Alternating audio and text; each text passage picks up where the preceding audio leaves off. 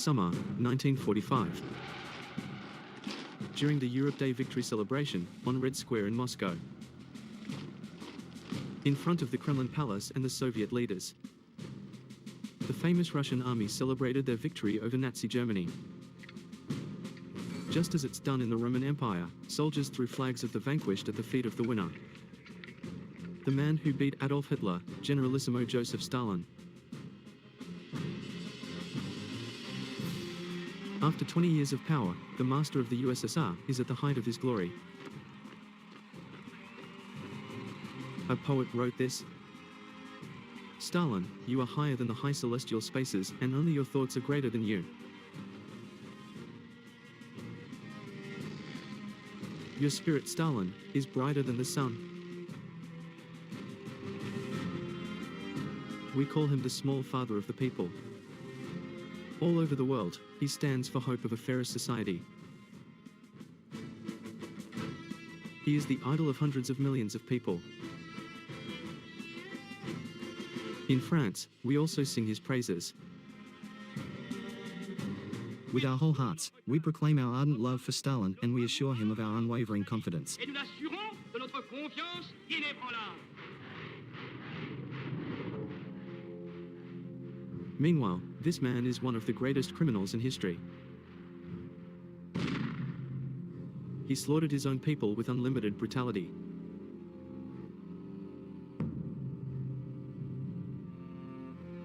We will annihilate without mercy anyone who threatens with facts or even through thought the unity of the state.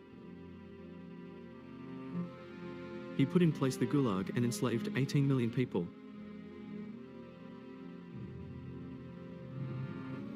You have to cut off destructive party members to preserve it of disease and infection.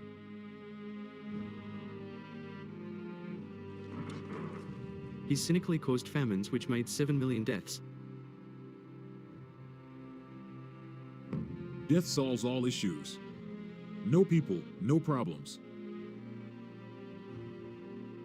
He sacrificed his family to his own power. A true Bolshevik shouldn't have a family. We are going to tell you about the incredible story of this son of a small craftsman, who became one of the most powerful personalities on the planet. We are going to tell you how this man, who said he brings joy to his people, became, by dint of megalomania and fanaticism, one of the most deadliest dictators that mankind has known.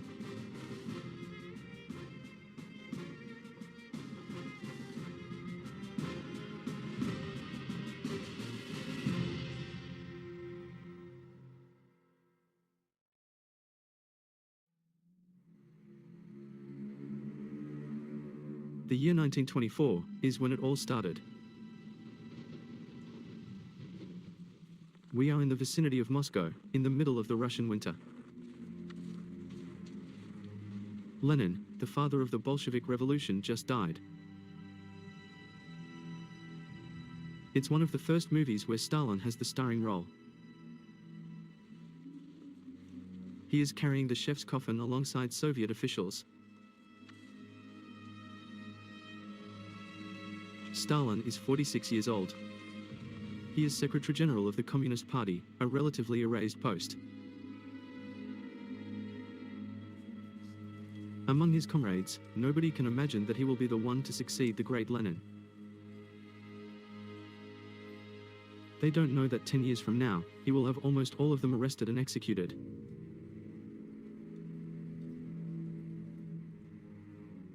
Among them, nobody knows yet who really is Joseph Stalin.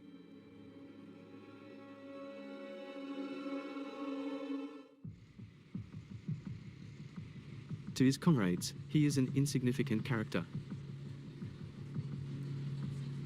One of them said, Stalin is the most outstanding mediocrity of our party. Another confirmed, We are not afraid of Stalin. As soon as he will want to get on his high horse, we will eliminate him. For long now, Stalin has been hiding his real intentions. His real name is Iosif Jugashvili. He was born in 1878, in the time of the Tsars. A monarchical regime based on inequality and submission to the monarchs. With a childhood spent in poverty. An alcoholic and abusive father. He grew up with Orthodox monks. Very early, he joined the fight against the Tsar and took the name Stalin, the Man of Steel.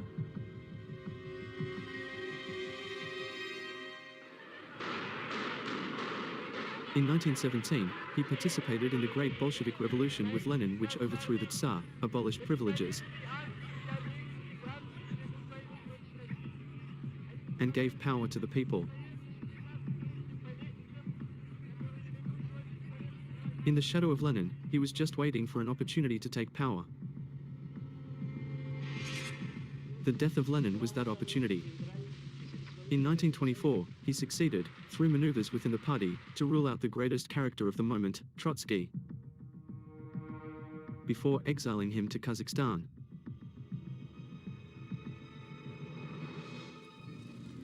Nobody saw it coming. But just a few weeks later, Stalin took over power. He won't leave it anymore. He chose to settle here, in the Kremlin citadel, the former palace of the Tsars. It's from there that he will lead the USSR, the Union of Republic Soviet Socialists, the largest country of the planet, with a few people who will follow him blindly for about 30 years. He wanted to go further, much further than Lenin. He wanted to rewrite history, and his determination was absolute. We Bolsheviks, we are a special breed. The others have no value, they are not worth a dime. Do not doubt it, comrades. To the working class, I am ready to devote all my strength and every drop of my blood.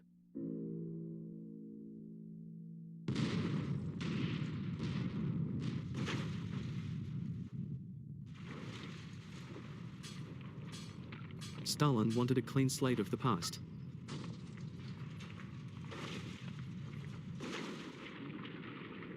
He abruptly wiped out the traces of old Russia that the revolution had spared.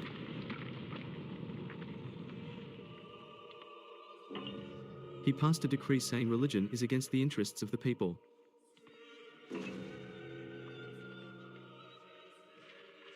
Across the country, he removed the old Orthodox icons before destroying them.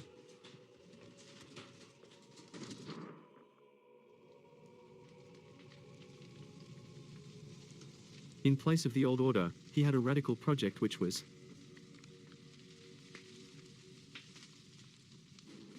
to build communism. An ideal, a happy and healthy society, without any rich nor poor. A world where everything is shared, where everyone has equal chances at birth, where health and education are accessible to all.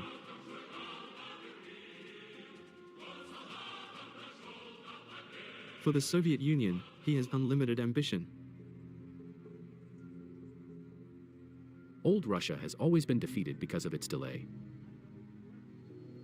Slowing down the pace means to lag behind. And the stragglers will be defeated. We, in the Soviet Union, we don't want to be defeated anymore.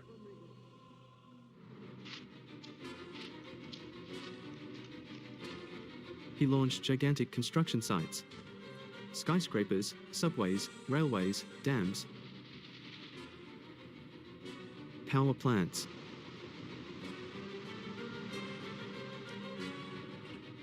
He wanted to modernize Russia in full swing for her to become a paradise for workers. A world where unemployment does not exist. And where each worker can offer a decent life to his family.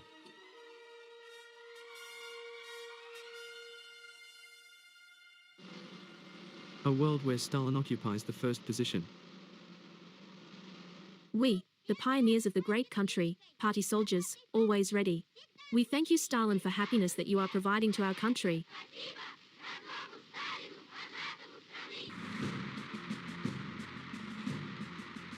Stalin is the leader of the communists.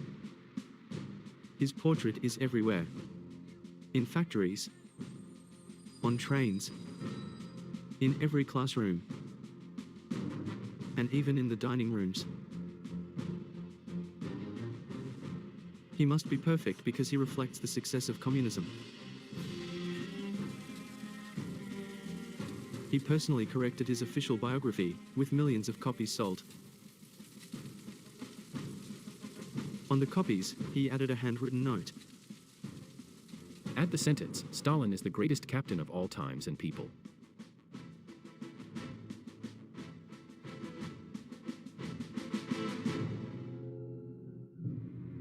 Actually, the real Stalin is more common. He is only 5 feet 3 inches feet. He is putting on his wedge heel shoes. He often stands on a small wooden plate that makes him look taller. Look at this exceptional image. It's his real face. His skin is pocky because he had smallpox at the age of 7. But strange enough, in public, he had pristine skin. The new master of the Kremlin is a mystery to his people.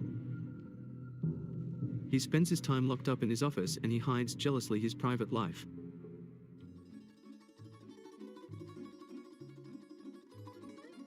Here are the only photos left of his wife, Nadezhda. She was a former wrestling comrade, 22 years his junior.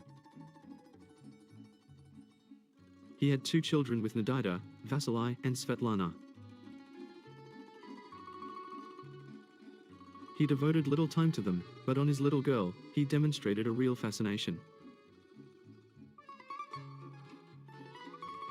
I miss you, Dad. I don't care if the whole world hates me. If Dad asks me to go to the moon, I will. A few photos show us Stalin in his moments of relaxation. During summer vacation, when he takes his deputies on the Black Sea in party villas.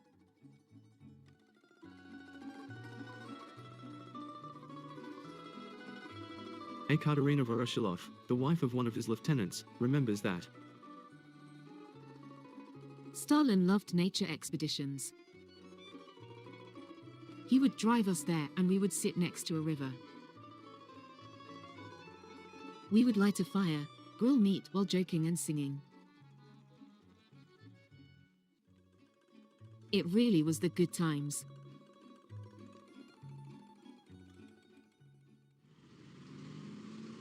the problem is, for Stalin, from the early years, the bad news are piling up. His politics were disappointing. By multiplying major industrial projects, Stalin sacrificed his daily life. The Russian population was growing. Yet no housing facilities were made available. Families had to move in together in requisitioned apartments and occupied all the small spaces.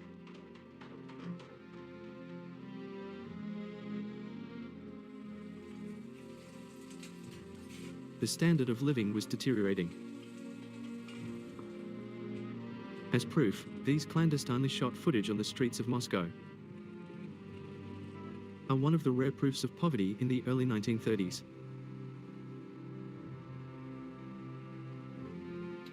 It's this rich English woman, Lady Mountbatten, who during a trip, recorded with her personal camera. Everywhere I see signs of malnutrition. I was told that this man, who rummags in the trash cans, was a former aristocrat. And that this one was a famous teacher during the time of the Tsars.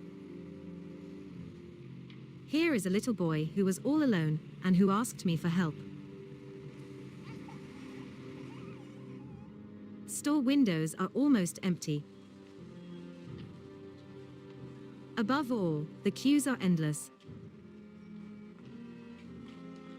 In the queue, some are left waiting all day, unable to buy anything.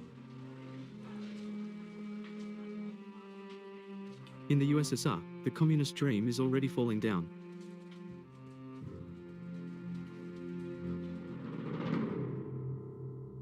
But in the Kremlin, Stalin doesn't want to hear anything. For him, there is no such thing as failure. The system was faulty because their policy was being sabotaged. He was looking for culprits among economic officials. Just like the financial desk, Bryukhanov, that he considers incompetent, and who a collaborator drew in an awkward position.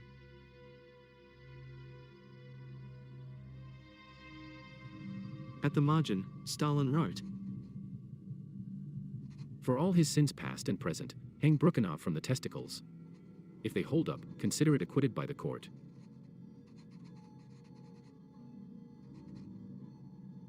If they give up, throw them in the river. Stalin was only half joking. In 1930, he invented a method to officially point out the culprits. The political trial.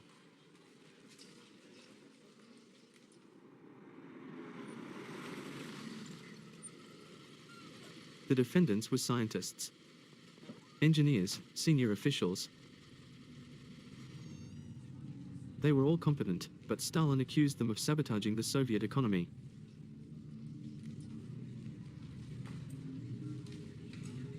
Get up. Stalin himself is absent from the debates, but he appointed as judge one of his followers, Andrei Vyshinsky. He told him the sentences to be pronounced, death. I declare the session of the Special Court of the Government of the Union of the Soviet Socialist Republics open. For the trial to appear credible in the eyes of the public, it was necessary that the defendants admit their fault. They were tortured for weeks and didn't really have a choice. How do I say this? I have already explained this in my last statement that my counter-revolutionary feelings with regard to Soviet power had never really left me. I completely acknowledge this. I acknowledge that. I deserve the worst punishment. For the prosecutor, it's now a piece of cake. The government convicts you and requests that the defendants be shot. After several days of deliberations, the judge pronounced the verdict. He knew that Stalin was dutching his performance. Hence a certain feeling. Kalashnikov Ivan Andreevich, according to Articles 583, 584, 586 and 5811 of the USSR Code, the Soviet Union gives you the highest sentence, being shot with the confiscation of all your assets. Their sentence will be commuted to 10 years in prison. But the message is clear: those who oppose Stalin will be brutally crushed.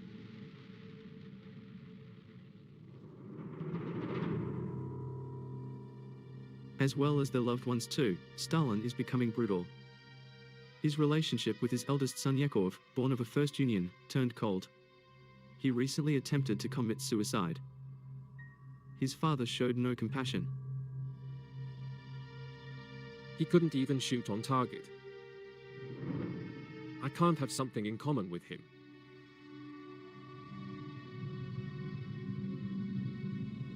Stalin's relationship too was not doing well. His wife, Nadezhda, is fragile. She was constantly rebuked by her husband. During a dispute where Stalin insulted her, she got carried away. You are an executioner. That's what you are. You're tormenting your own son, your wife, the Russian people. It's impossible to live with you. After 14 years together, Nadezhda no longer has strength.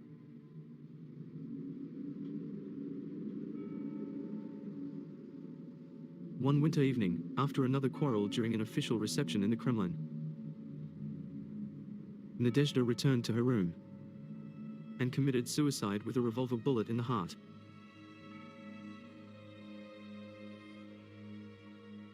The truth will remain hidden for 60 years.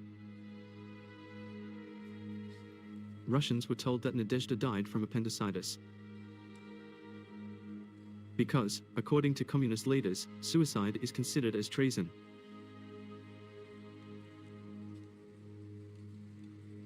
Even her friend Paulina Molotov condemned it. Nadezhda was wrong. She left Stalin at such a difficult period. Stalin did not stay at the funeral, he was devastated. Oh, Nadezhda. Nadezhda, when needed of you, your children and I. She abandoned me like an enemy. She made me a cripple. She ruined my life.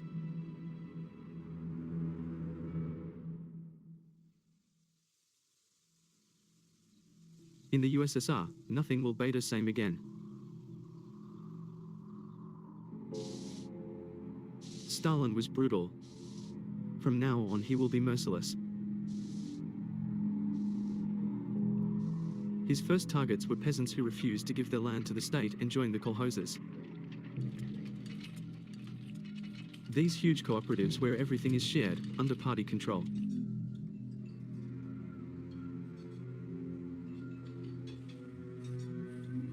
To harm them, Stalin sent police officers to crisscross the countryside and requisition the crops. Their mission is to asphyxiate families who resist his policies. Tortures are assassinations. Nothing could stop them. One of these policemen is Lev Koplev. I took part in these expeditions, probing the ground to discover the hideouts. I emptied the pantries while forcing myself not to hear the children's tears and the moans from women. Anything was allowed. Destruction, lies, theft. The end justified the means. Our aim was the universal triumph of communism.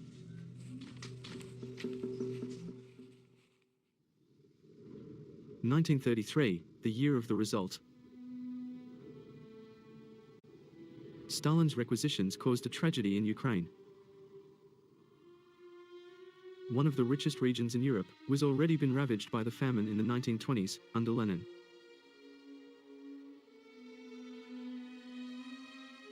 But this time, the slaughter took unimaginable heights. The peasants no longer had something to eat. A father wrote to his son in Moscow,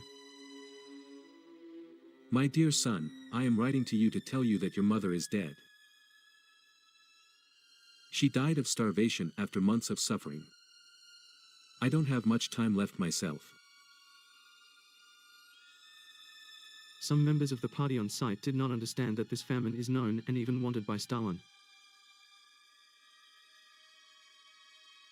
They protested. Is Comrade Stalin a member of the Politburo? Is he aware of what's going on in Ukraine? Otherwise, let me hint you. A train full of corpses just arrived in Kiev, after picking up bodies along the way.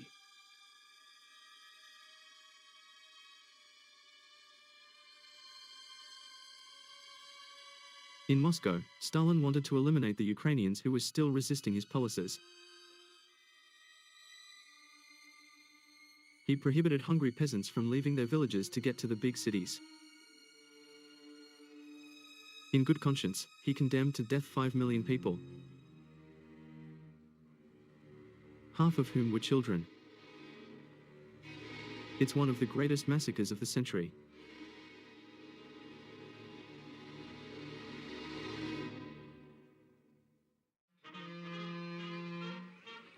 At the same time, the French deputy Edouard Herriot arrived in Ukraine invited by the Soviet government.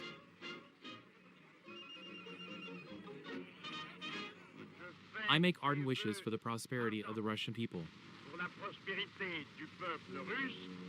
And I hope that my trip will be useful for their happiness and the people's peace.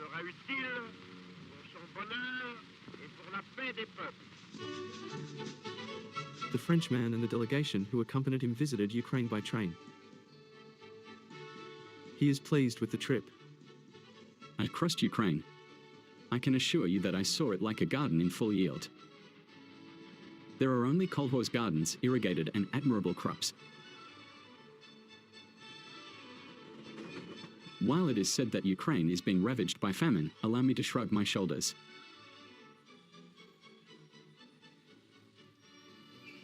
How could the Frenchman miss out on millions of deaths?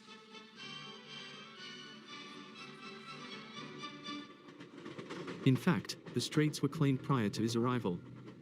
The workers that he met were extras. We brought in food. Eduardo Rio was fooled by propaganda. In Moscow, Stalin's rule is full of lies.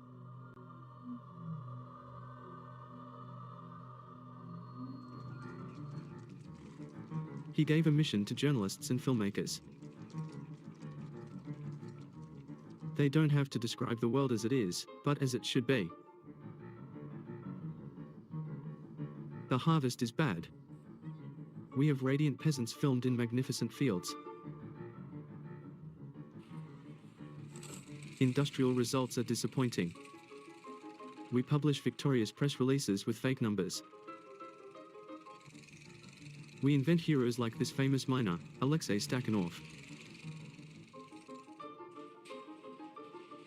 During a competition, he broke down the productivity record by extracting 14 times more of coal than others.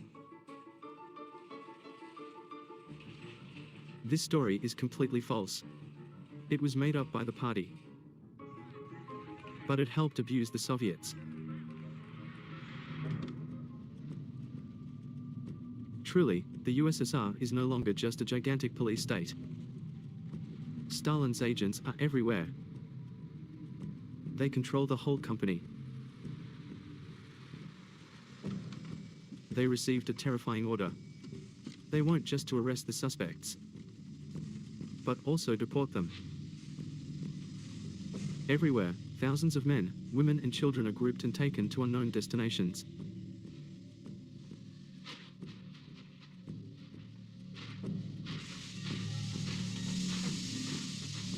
A child remembers. How long did the trip last? I have no idea. In the wagon, 7 people died of starvation. When we arrived in Tomsk, they took us out and unloaded the corpses. Children, youths, and old people. They headed to the Gulag, Soviet labor camps. They were real concentration camps, set up by Stalin, long before their appearance in Germany.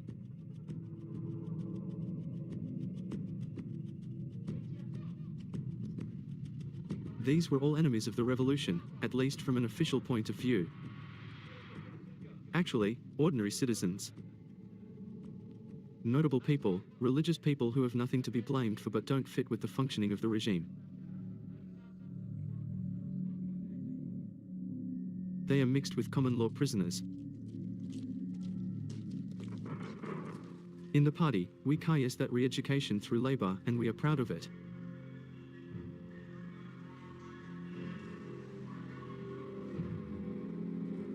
Here, the deviant spirits must be put back on track.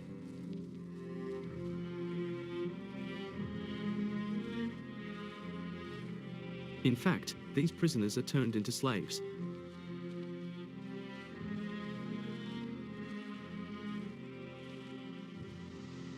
In the camps of the far north, the temperature sometimes falls down to -50 degrees. A prisoner wrote, "It's dangerous to stop moving. I can't stop kneading my toes and clenching my fists. The act of touching a metal tool with bare hands may rip your skin off."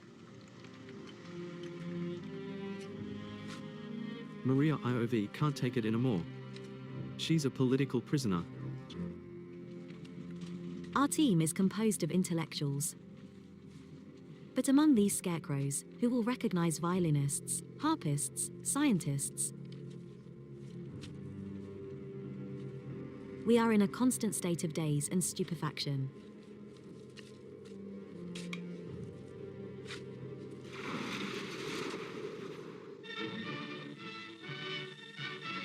On August 2, 1933, an event showed the cruelty and absurdity of the system.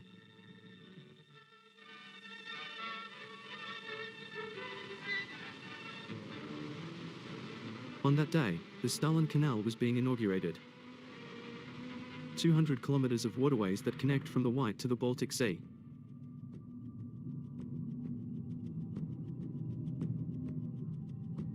With just pickaxes, 300,000 prisoners dug this canal.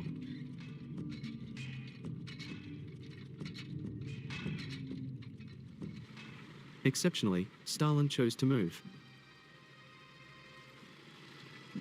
He wanted to make the canal that would bear his name, the symbol of his success.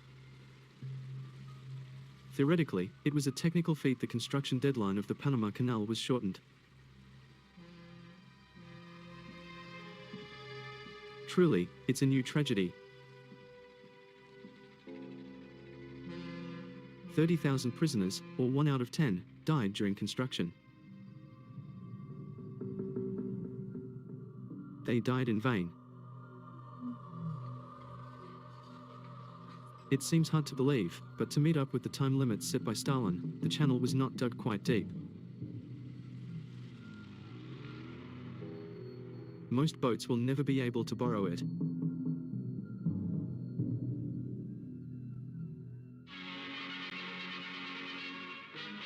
Abroad, we are far from imagining the horror caused by the Stalinist system. Most Western media repeat the lies from propaganda to burlesque. Meanwhile, the Gulag is developing everywhere. Here's how the French news describe a former Tsar's prison in Siberia.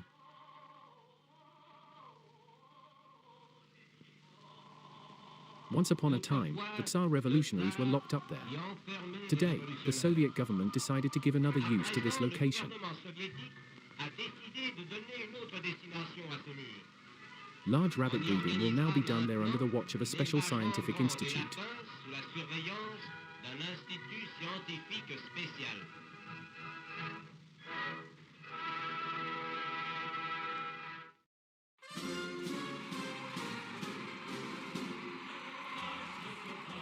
Intoxicated by propaganda, every year, communist delegations from all over the world and especially from France came to Moscow to greet the little father of the peoples.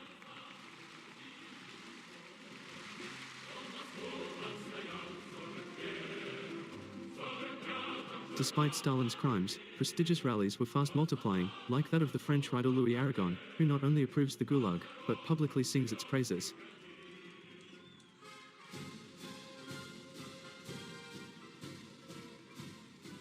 The proletariat will undertake this historic task, rehabilitation of man by man.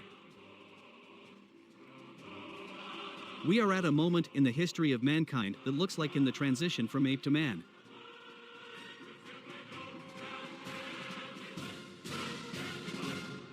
For the Bolshevik Party and its leader Stalin,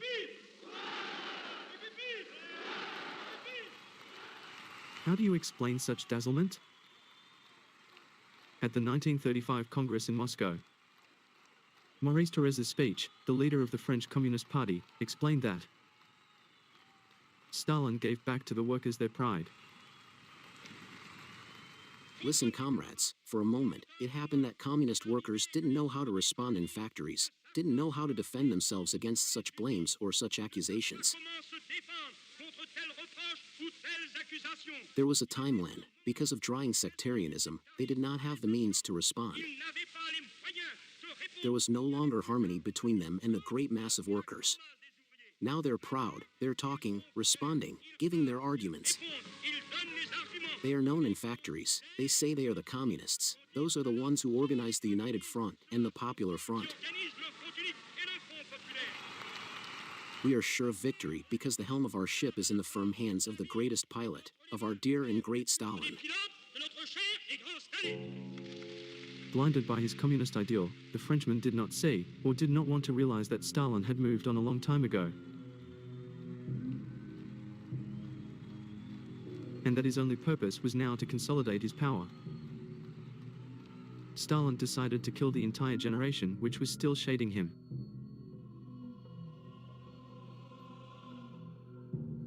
Remember Lenin's funeral in 1924. Most of those who carried the coffin with Stalin would die. Kamenev and Zinoviev, executed. Tomsky, driven to suicide. Rykov, shot. Rodek, murdered. Stalin finds pleasure in martyrizing loved ones. Choose your victim, carefully prepare for the coup. Relentlessly carry out your revenge and then go to bed.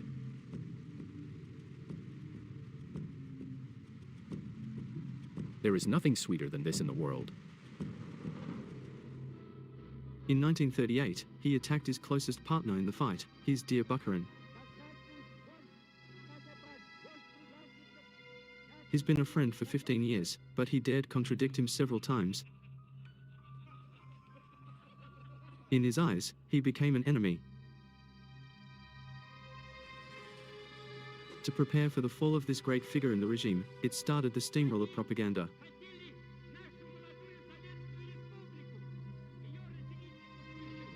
Across the country, we are of the opinion that these conspiracies were fiercely committed by the agents of capitalism, dogs of fascism, none other than Bukharin and his crew. Comrades, what I have to tell you was confirmed by Stalin. Our country is surrounded by enemies who want to destroy our country and our people. Death to these enemies, death to these parasites.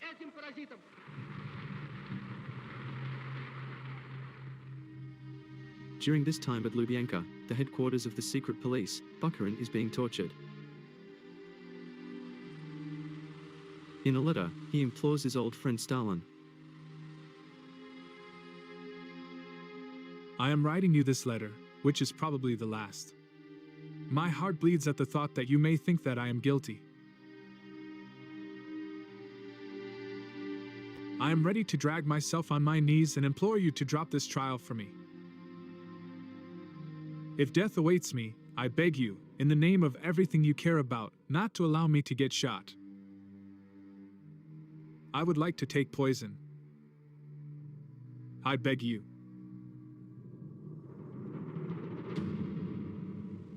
It is indeed death that awaits Bukharin. On March 2, 1938, in a room full of members of the political police, his trial begun. It's mere formality. Our people want one thing. We need to crush these pests. Bukharin is in the defendant's box, but there is nothing left, no image of him. He was not considered docile enough to be used for propaganda. He will be shot and his family deported.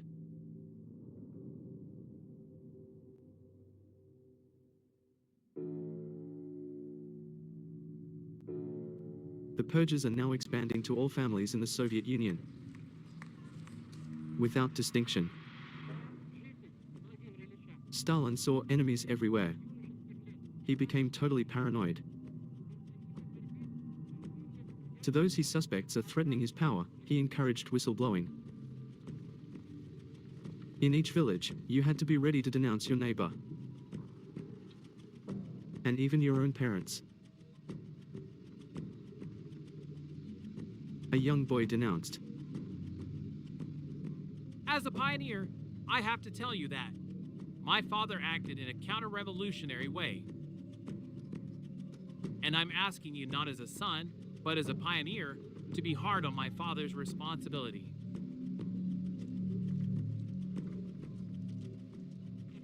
Stalin had a henchman, Nikolai Yezhov, nicknamed Dwarf because he was only 5 feet 5 inches tall. He was the boss of the secret police. I might be short, but my hands are strong. These are Stalin's hands. We are launching an attack on a large scale against the enemy. There will be innocent victims. When you clear a forest, chips fly off. Stalin had set execution quotas. As proof, this terrible document. On the first line, the name of the Republic of the USSR here is Azerbaijan, followed by 3 columns of figures. 1 for executions, 1 for deportations, and 1 last for the total.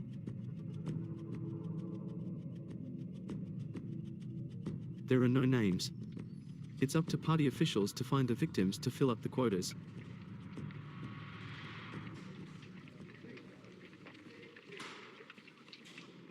A random file in the archives of the political police. Name, Silarov. Heritage, a wooden house 8 square meters, a cow, 4 sheep, 2 pigs.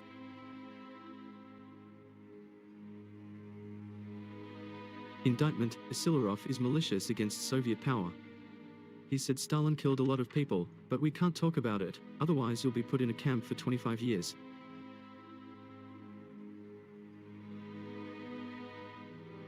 Verdict, shoot Silarov and confiscate all his property.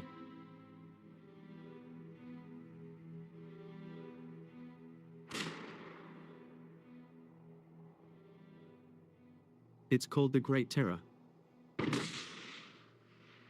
Since the year 1937, Yezhov gets shot an average of 1,000 people per day. Strike, exterminate without sorting. It's better to go too far than not far enough.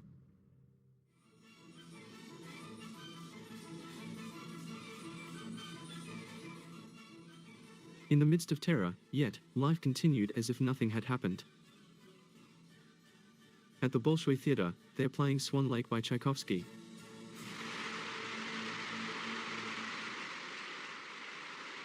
It's Stalin's favorite ballet. He never missed a performance. Each evening after the concert, he returned to the Kremlin to sign the execution orders that were prepared for him. Sometimes he added feedback. Tighten the screw on this gentleman, beat him again and again. The more the teeth are tightened, the better it is. The terror finally turned against the police chief himself. Yezhov is accused of treason. He is tortured, executed, and even erased from official photos.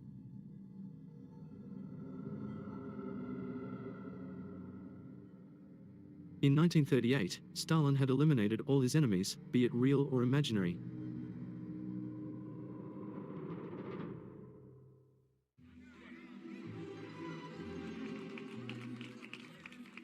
He gradually replaced them with a new generation of activists who owe him everything.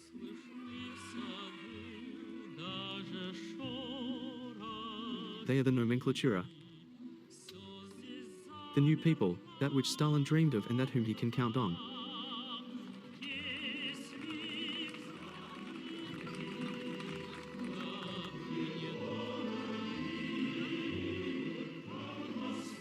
They split up the property of the terror's victims.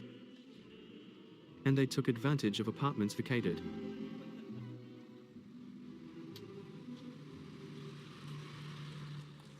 On the 17th of March 1938, 4 days after the end of the Bukharin trial, many families went to Moscow airfield. Be it activists, officials, they were all present to welcome a Russian plane which connected Russia to America passing through the North Pole.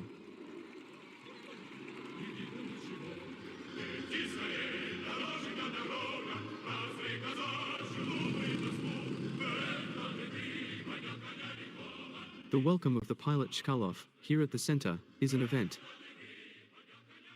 Stalin decided to make him a new Soviet hero.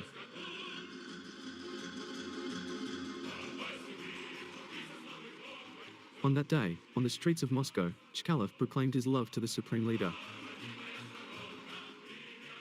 I am ready to die for Stalin. If we have to give him our lungs, we will give our lungs to Stalin. And if we have to give him our heart, we will give him our heart.